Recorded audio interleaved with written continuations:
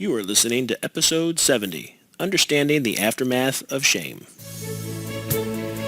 Welcome to Play Therapy Community Podcast, providing connection, information, and inspiration to child therapists all around the world. Here's your host, a licensed psychotherapist, a registered play therapist, and my mom, Jackie Flynn.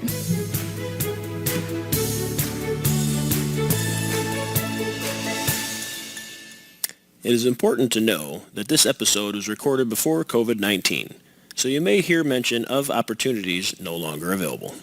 So today I had the opportunity to support Dr. Andrew Dobo. He's a local EMDR clinician.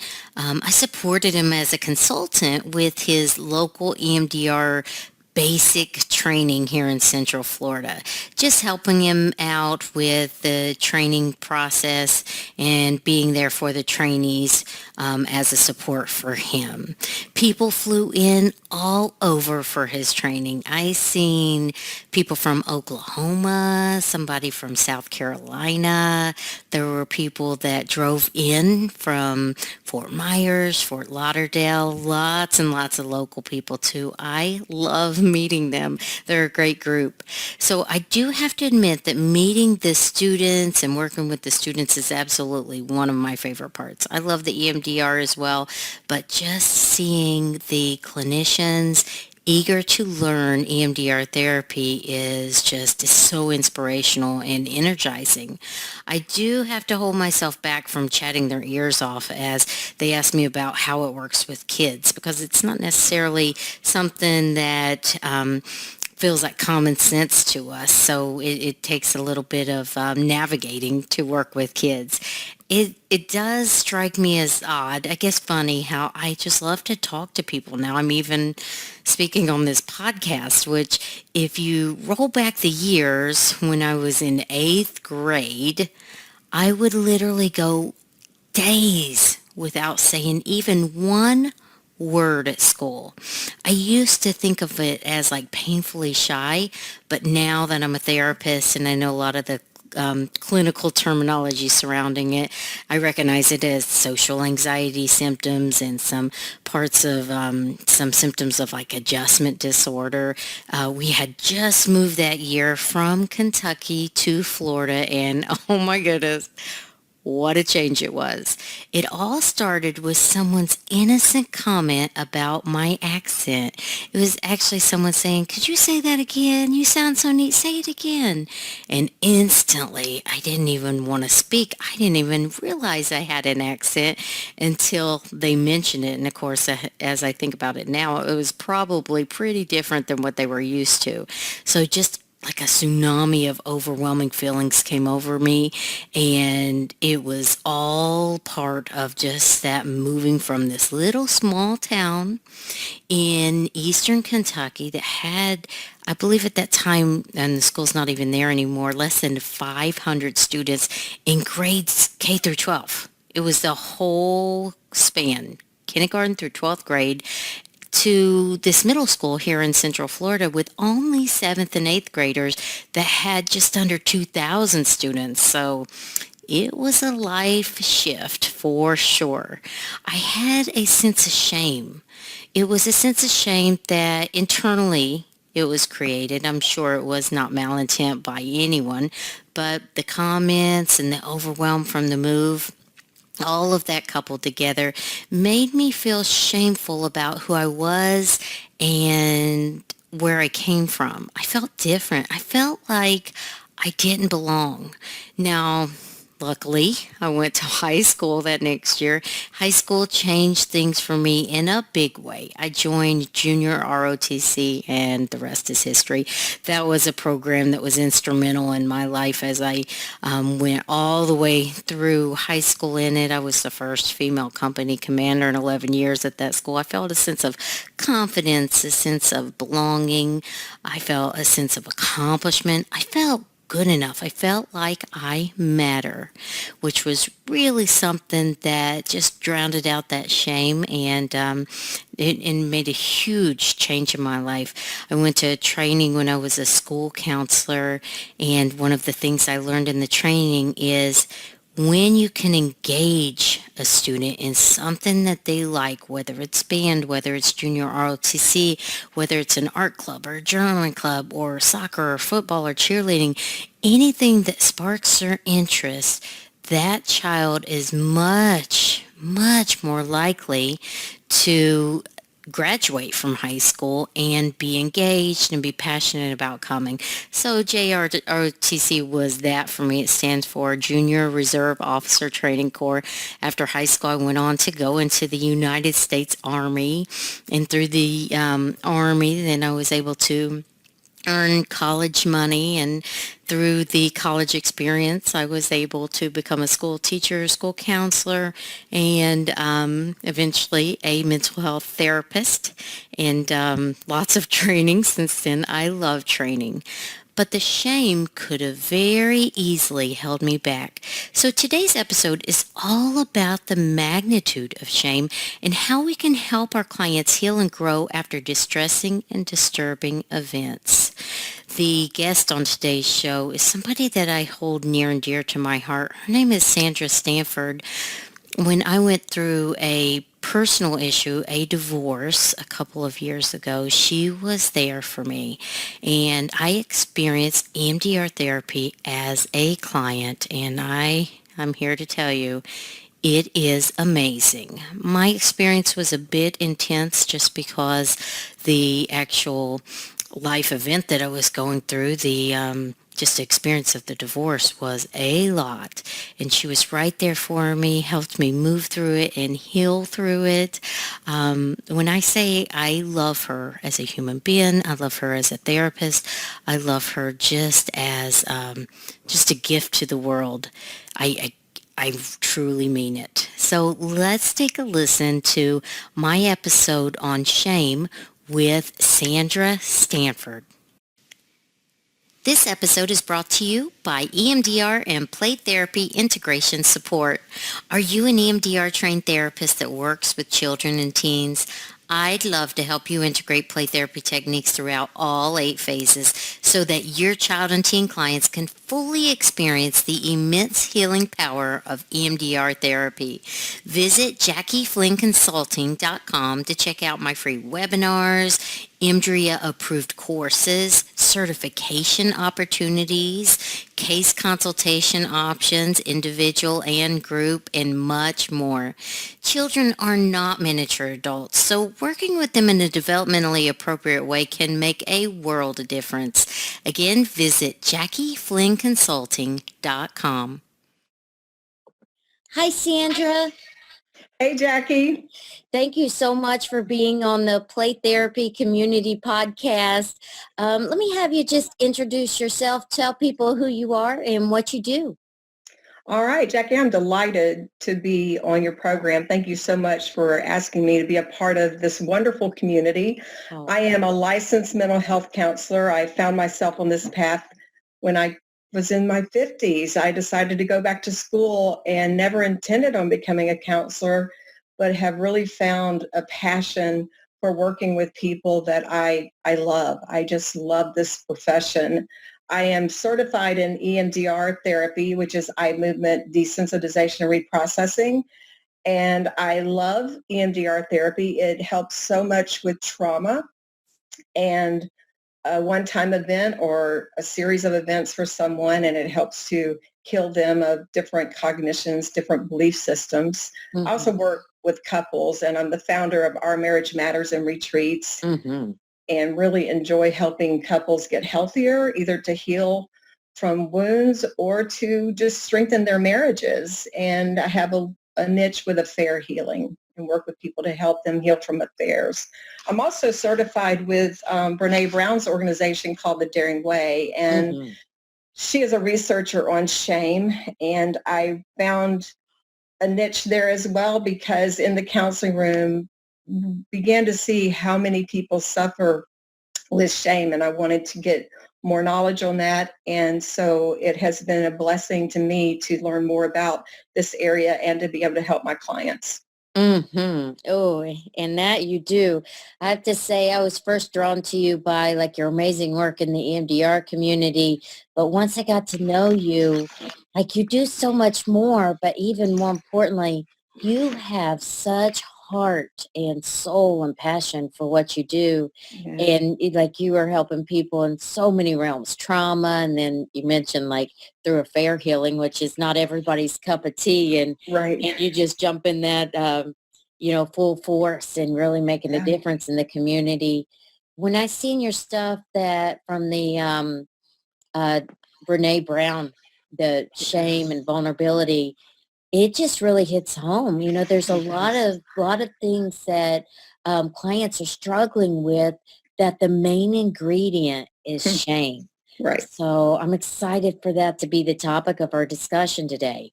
Yes, me too. Me too. So yeah, I'm Mhm. excited.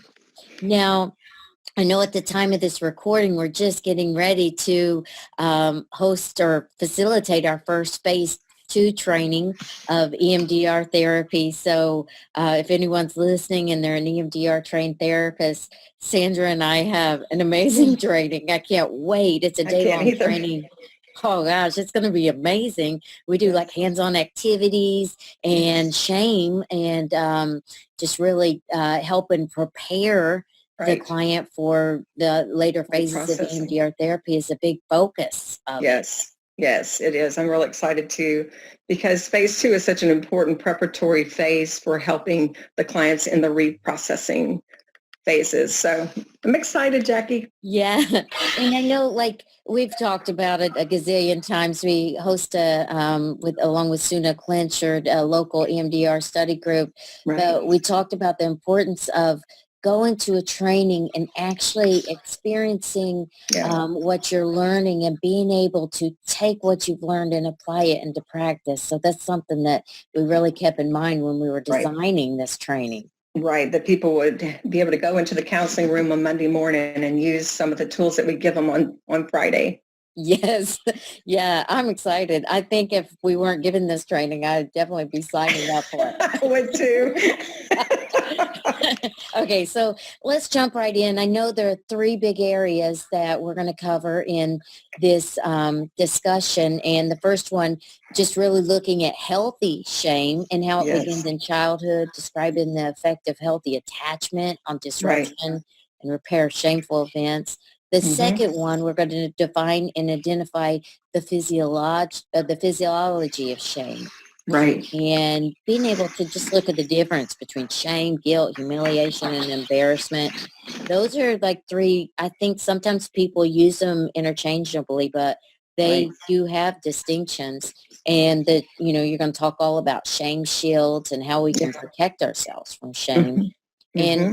the last one, looking at the therapist role in recognizing and healing shame. A lot of Yeah. times people show up in the relationship with us with the same pain that they're experiencing in their life. So Right. I'm excited about this conversation. I can't wait to learn from you, Sandra.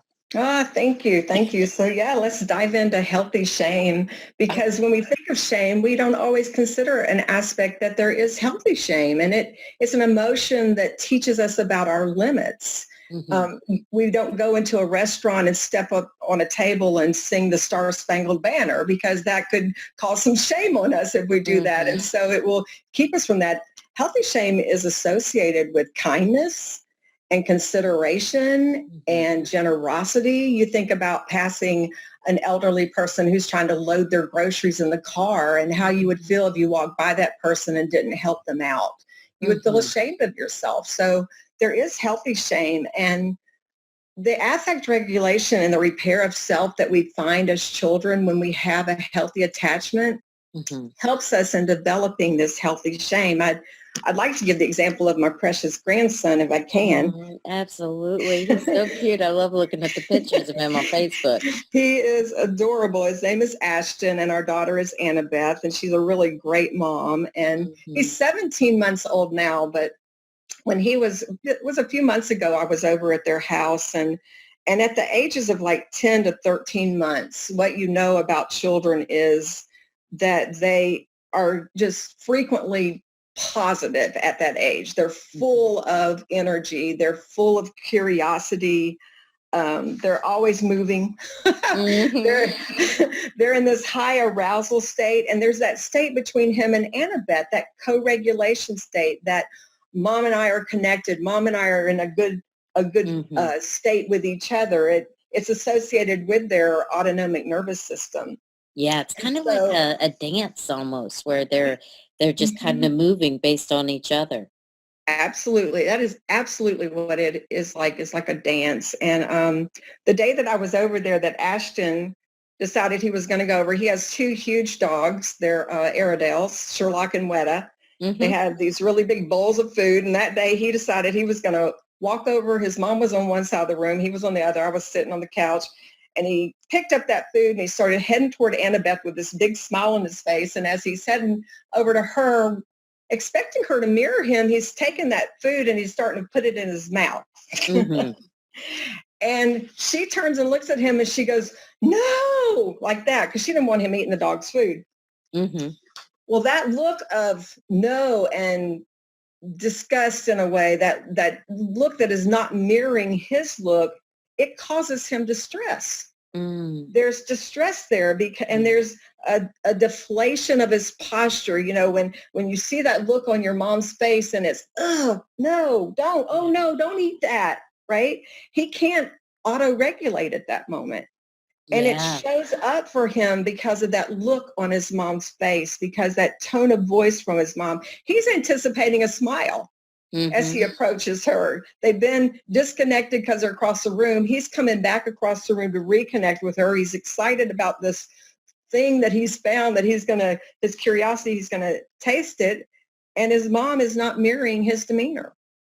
Yeah, so those mirror neurons are picking up on that there's some kind of disconnect there. It makes me think of the still face experiment where I the love mother that. looks away and the little baby tries to get her attention and then goes Mhm. right into a state of dysregulation because it feels so overwhelming.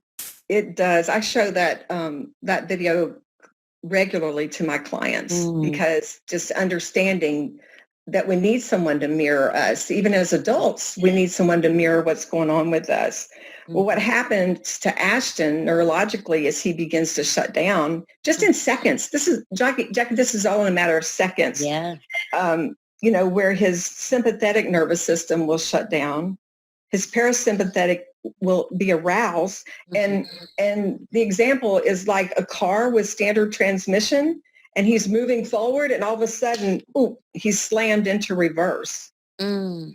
right? And Gosh. so I know. And so his experience of shame comes from an unfulfilled expectation. And that's from the research of a guy named Wormser. And he was researching shame, and he saw that unfulfilled expectation, that lack of mirroring by mom. And Gosh, so he had, Sandra, when I think about that, I think about like that looks like disruption. It looks like the baby's crying. And sometimes as parents, unknowingly, they may respond in frustration or maybe right, even raise their voice that right. makes it, I mean, it just kind of increases it, makes it seem even worse for the kid. It really does. And I'll tell you what was beautiful about that day. And this is all about the repair. Mm, That the moment Annabeth saw Ashton's distress, repair began to happen in a timely fashion, in an effective fashion. She saw him crying. She saw that face, his expression of shock, like, what in the world? His head goes down, his body posture goes kind of limp. mhm. And she went right over to him because she's attuned to him. This is what healthy attachment does. She's attuned to him, and that language of her and him is produced in that autonomic nervous system between both parties. That's that dance that you were talking about. See, Mhm. Annabeth is the regulator of Ashton's developing autonomic nervous system. So she's like a co-regulator. It- She's allowing herself, her energy to be what he needs to be able to function. Exactly. So you know what she did? She reached out for him. She picked him up. She held him.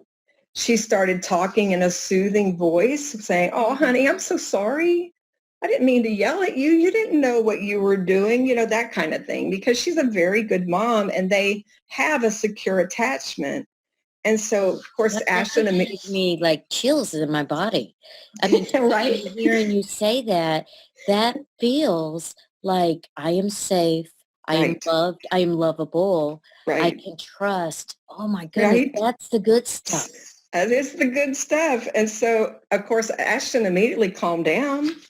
He reconnected with his mom. They mirrored each other. Mm. Gaze is so important to toddlers. They need eye-to-eye contact, especially with mom, even though dads are important.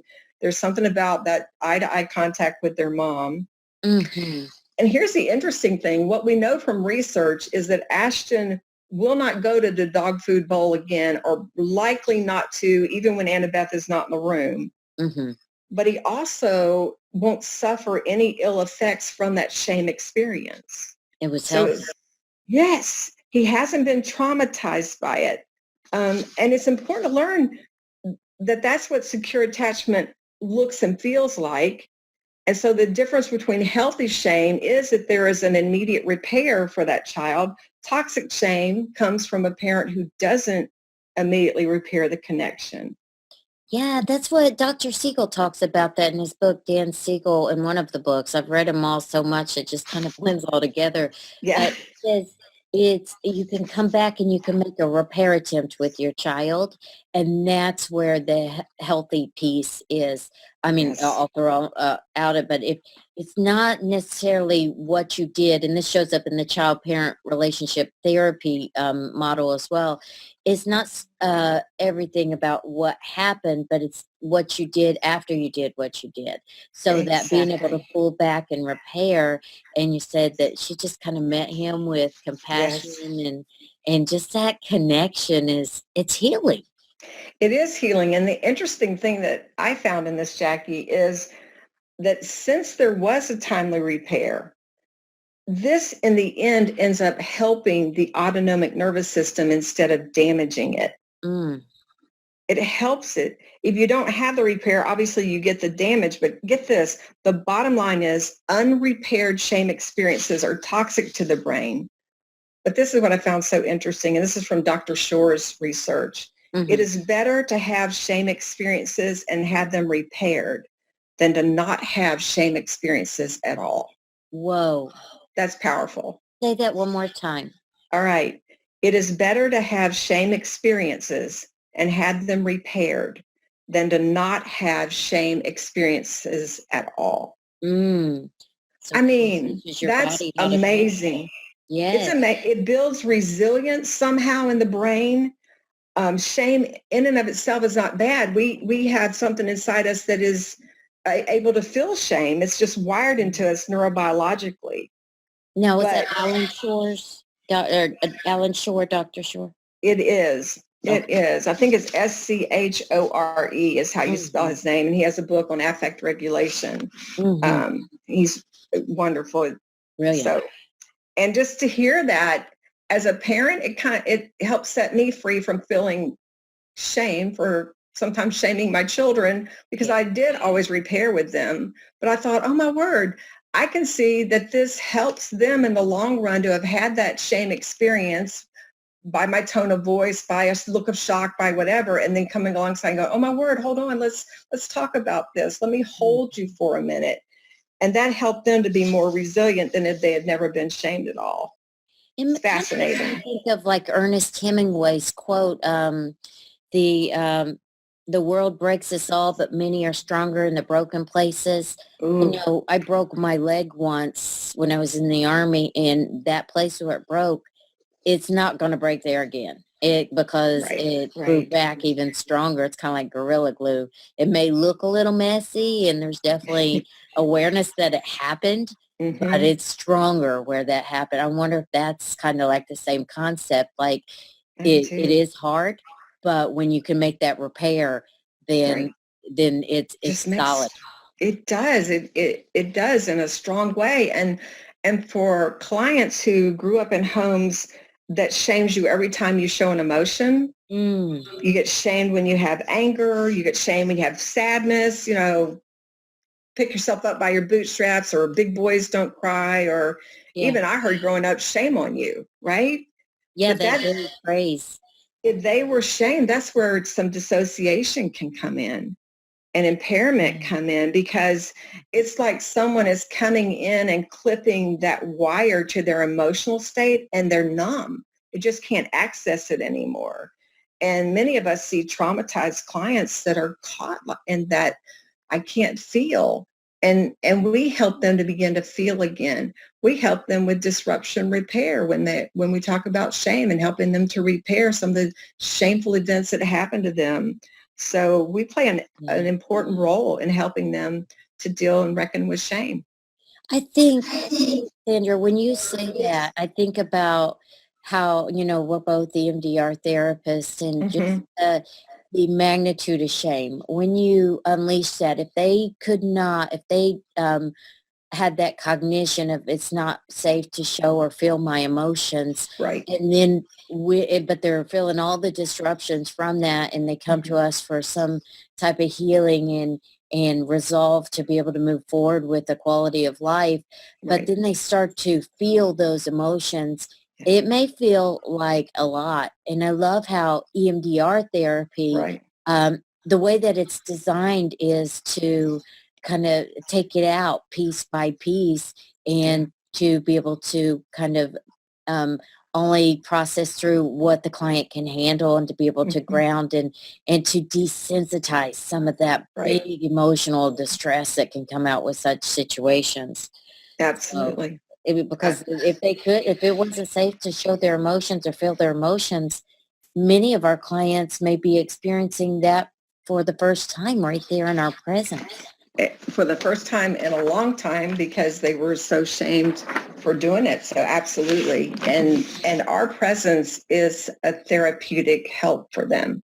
Like, that is part of the therapy, is how we present with them in session and help them through, and Yeah. being a safe, calm place for them. And I So think that's the relationship.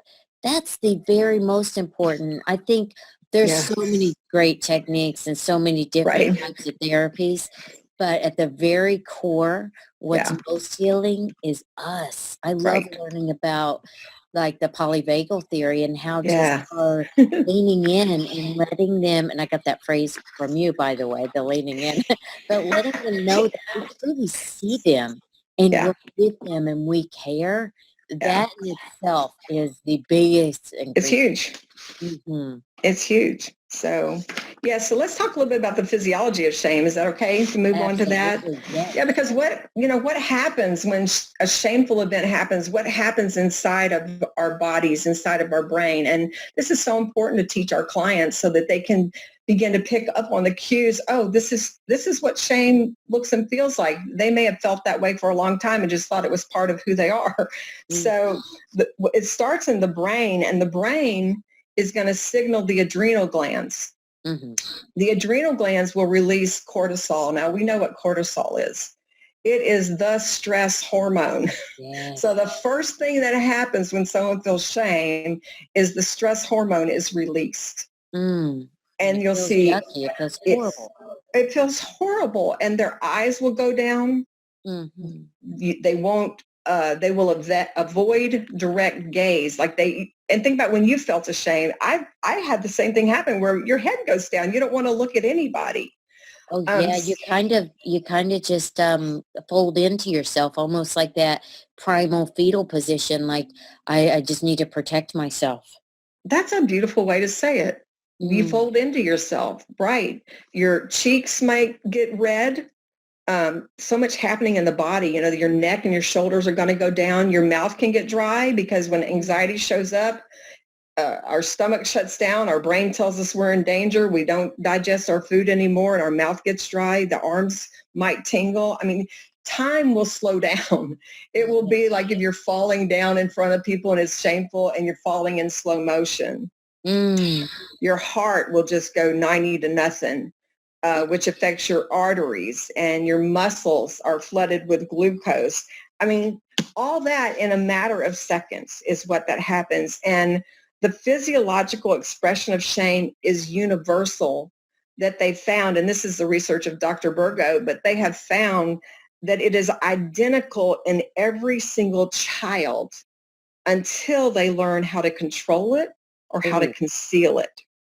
Oh, Until they learn that, it's identical in every child. But think about how we do learn to control it and conceal it. And of course, I'm going to talk about shame shields in a few so minutes. regardless of like culture, socioeconomic status, Yeah, parent education, right. none of that is like defining of how they respond at in those early Yeah, stages. It's none of universal. it. It's the body's instinct of I am a bad person. I think about shame. That Yes. I am a bad I'm a person. bad person. Mm. Exactly. And what happens when that stress hormone, the cortisol, is released in our brain, it takes the prefrontal cortex offline.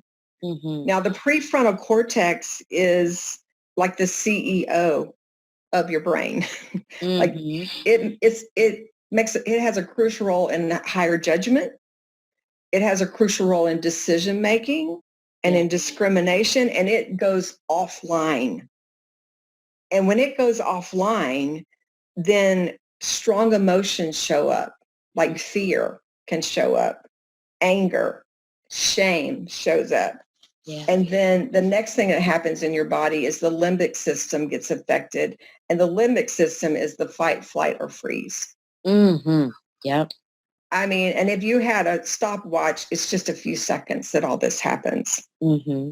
Now, one way that I help my clients get back online, can I share this with Absolutely. everyone? Because I love this. This comes from Deb Dana's book on the polyvagal Oh, theory oh for yeah. I therapy.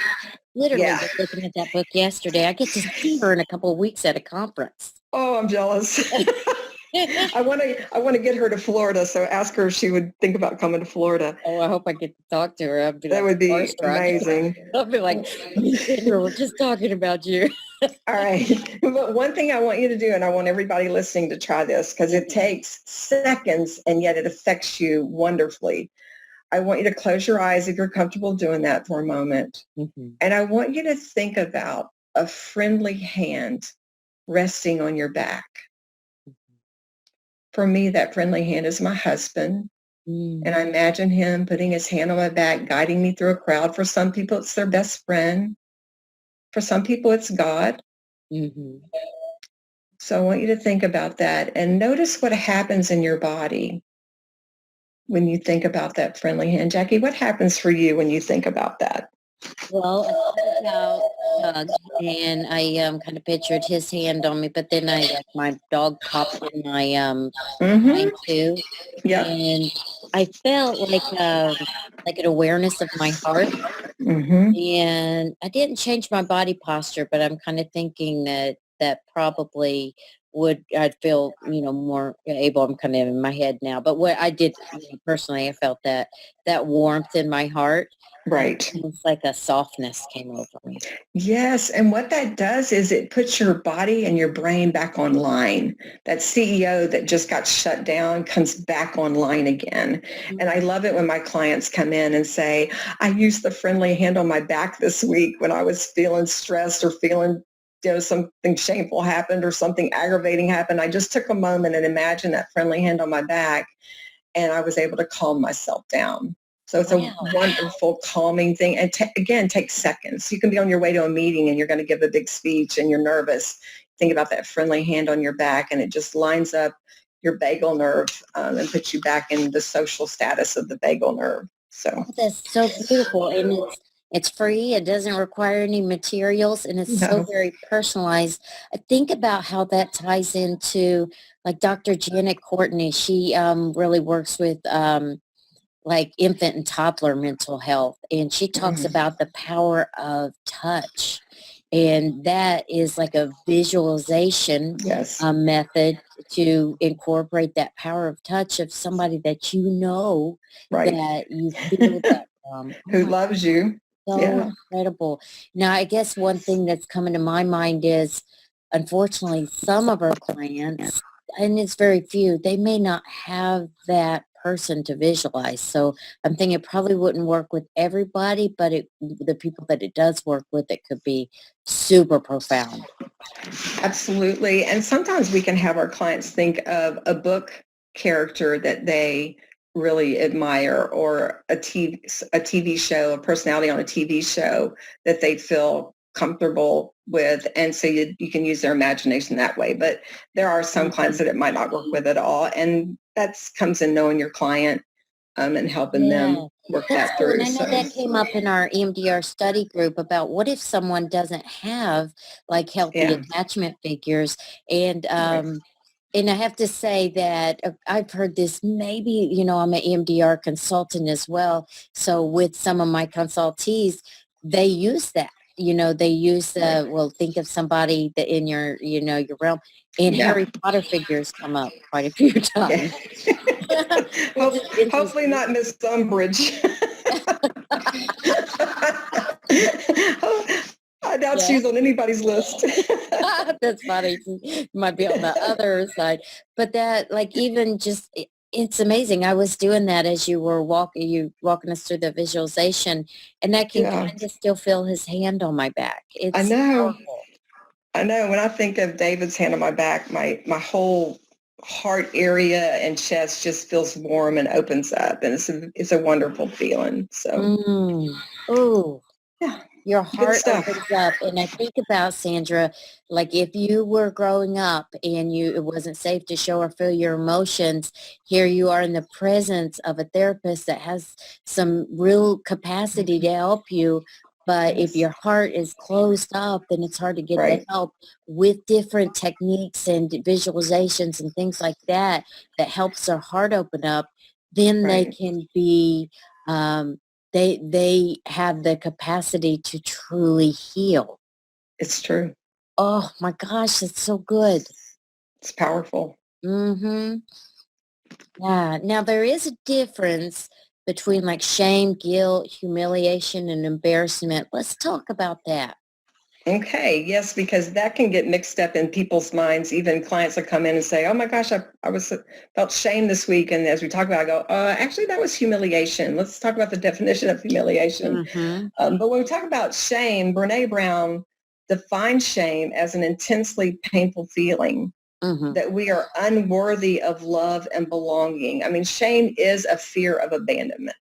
Oh You're not God. going to love me. You're not going to include me. I'm not going to belong with you. And shame is the feeling of, I am a mistake, Ooh. or there's something wrong with me. I'm a failure. It goes to the very core of who we are. I think of Whereas it as guilt, kind of like being on the cellular level. I think of like it's like trying to when you're working with it, it can seep in places that other emotions can't get to. It's very fluid oh, like that, very much it's, like toxic. it, and it shows up anytime, any day. It just will show up in any situation. We had a situation at our house where I ordered some really expensive lights and my son-in-law was putting them up. And I ended up sending half of a box of those lights to the dump. And my husband went back to retrieve it. Of course, the dump said, we can't give them back to you. And I went right to shame. I was shocked that I went so close so quickly to, oh my gosh, I'm a failure. I can't believe I sent that expensive light to the dump. My husband was so wonderful.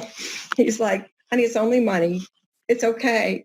I'm here for you. I don't condemn you. And I've said, really? Thank you, God. I was so excited. But it shows up anytime, anywhere, That's for interesting. So anyone. we know shame and it I still creeps do. in. Now let me ask you, Sandra, with that situation, and I have to say I felt a level of disturbance in my body just thinking of you feeling that pain, which is Yeah, amazing. You experienced that in the therapy setting as well. But what was right. the worst part of that whole situation? The worst part was when I realized when we went to the box that I thought had the parts in it, and I realized that they weren't there, and I had sent my husband to the dump. We're trying to get boxes out because we're doing a little bit of remodeling, and I couldn't wait to get the boxes out. And so in my mind, I rushed him to the dump. And Hmm. so that moment that I realized, oh no, they're on their way to the dump. And when I called him, he said, no, I've already been. I'm on my way home. Oh, That was the hardest part because then that was real to me that I'm going to need to buy another light because I needed to another light. So Yeah. it was tough. But his response to me when he got home was just like Annabeth's response to Ashton. Mm. And it helped Compassionate, me. caring, empathic. Yes. And my son-in-law was the same way. And he got on the phone with the company. They gave me a 10% discount on the new light, which I appreciated, him going to bat for me there because I was just shaken by it. Yeah, your And prefrontal cortex went offline. You couldn't function then after that. it went offline. Now, guilt would have said, I did something bad. Mm-hmm. Guilt would have said, oh gosh, that was a really terrible thing I did. It's not my core. Shame is my core. Guilt, I tell my clients, it's merit versus being. So Mm. guilt is about those things I do or didn't do, and I feel bad about them. Mm-hmm. But shame is there is something wrong with me. There is just something Oh, deeply kind wrong with perspective. me. And I will tell you that men and women who can differentiate between shame and guilt have a higher level of shame resilience, which I believe is why I was able to have a higher level of shame resilience once I got out of the shame. Like it didn't take me that long because I was like, oh my gosh, I am shaming myself right now. What am I Ooh, you doing? became the observer. You were able to step out of it and look at it and see it for what it was. I was. And with the help of the people around me too, that helped a lot. Your support. And then let me tell you a little bit about humiliation. I love the definition of humiliation because humiliation, if someone belittles you in front of your friends, or Brene talks a lot about art and speech in high school and junior high because that's where a lot of shame comes from someone having a really terrible experience with an art teacher. And so if an art teacher says to you, you know, you need to find another profession, you are just like one of the worst artists I've ever seen. If you crumple up that art paper and kind of throw it inside your desk, you know, hide it in there, that's shame. You feel shamed in that. But if you look at that teacher and think, what a jerk. Mm-hmm. And if you say to that teacher, which wouldn't be that nice, but Brene gives this example. If you say to that teacher, well, if you were so good at art, wouldn't you be out there doing it instead of in here teaching it?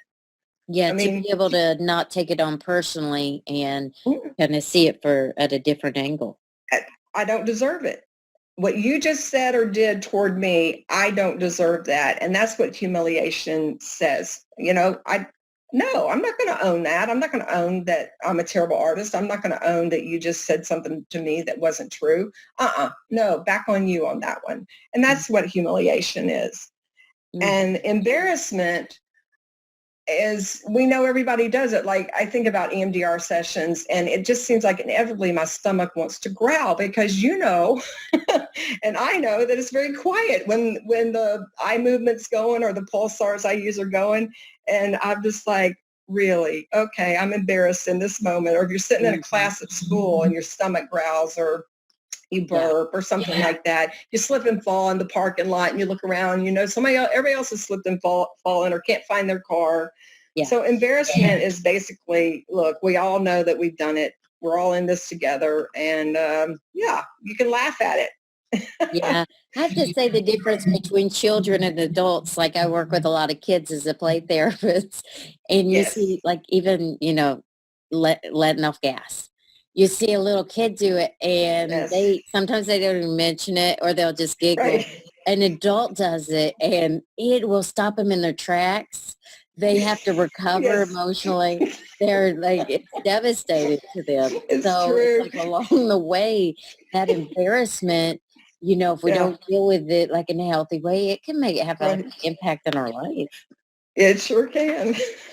all the past gas, which all of us do.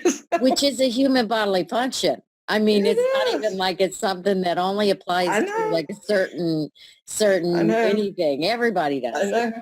But it certainly could cause some shame, humiliation, guilt, and Yeah. embarrassment. Or a good So, laugh and be like, whoops.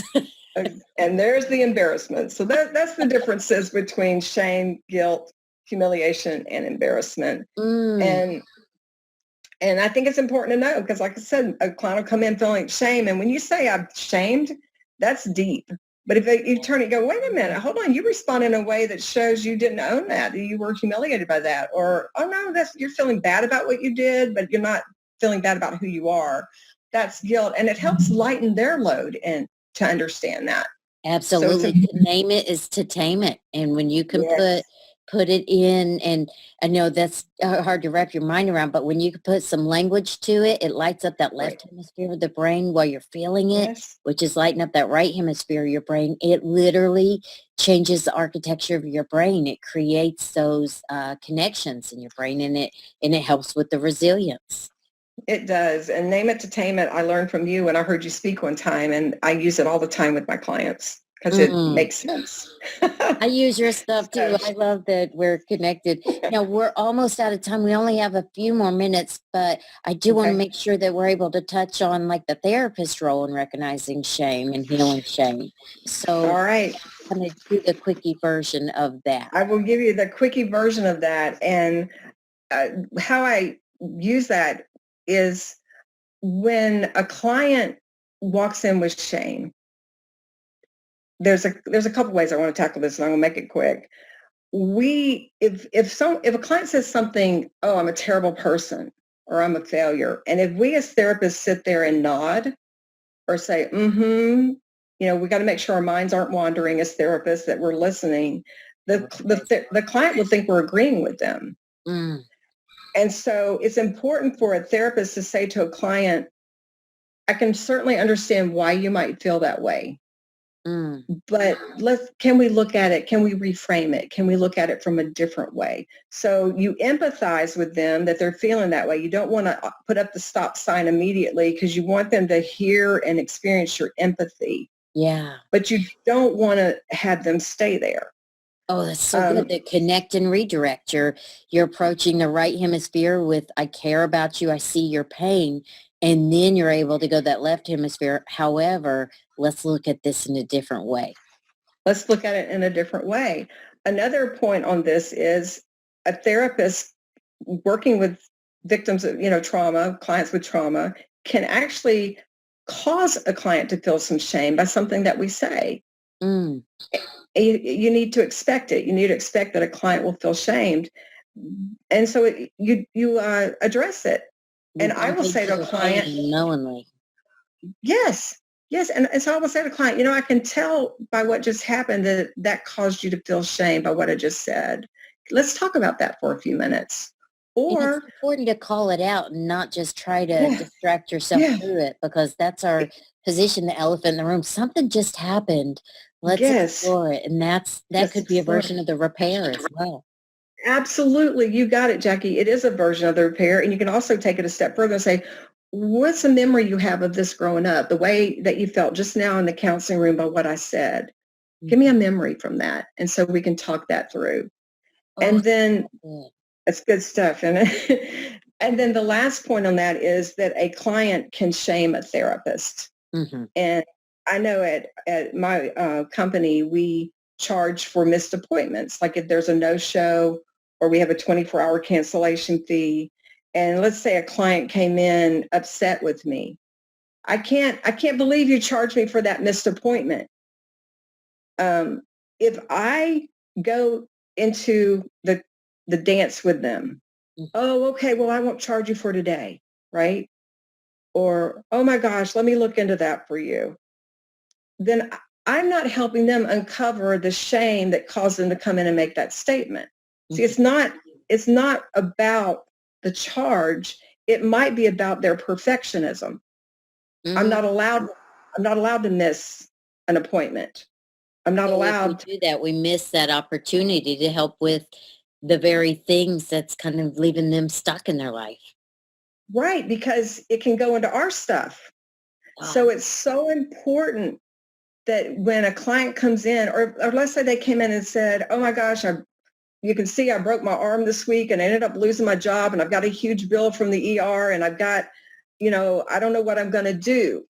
And, mhm. as therapists, we are helpers. And many times our first response will be, well, I won't charge you for your sessions for a while. I'll make sure it gets, taken care of. Mm-hmm. As Yeah. opposed to saying, you know what, let's talk about the therapy. I can give you a discounted rate for 5 sessions, and then we can reevaluate. But let's talk about, the crisis that just happened for you right now. So we can lean toward it and help them, but we don't have to take on their situation and feel like we've got to do something to help them out when we we don't. We've got to stay in, it's called the Cartman's Triangle, where we don't become their victim by doing what they would want us to do out of our feeling shame that we're charging them when they're having such a hard time in life. It's just important for us to stay integrated and to be able to so say, good. here's where I can help, but here's my boundary for what I need as well. And it's important to stay healthy in that. So Which shame can show up. is like a big representation, like a real life, in the moment representation of what they're struggling with. So it's like a huge opportunity to get some good work done. And if we It look at it from the other angle, it could, like just kind of be not charging them or whatever. It's just going to kind of keep them stuck in that pattern that they're suffering from. Right, right. And that's where, as professionals, we come in and try always go underneath that statement that's happening instead of getting stuck right there on that statement. Dig deeper, And don't because take that it will help personally. them. And don't take it Yeah, personally, it's because not that will about help them. us. Okay, It is. so we're almost out of time, but I do want people to know that you can find the show notes for this episode at playtherapycommunity.com, as well as a free download that Sandra is providing. And you could find her links to her Facebook profile and the marriage retreat that she runs. Good stuff. Thank you so much, Sandra. You are amazing. I love you on so many different levels, like as a friend and as a colleague and just as a fellow human going out and doing good work in this world. Yes. Thank you, Jackie, for this opportunity. It was an honor. Oh, you're welcome. You take care. All right. Bye-bye. Bye-bye. Thanks for listening to the Play Therapy Community Podcast. Until next time, bye-bye.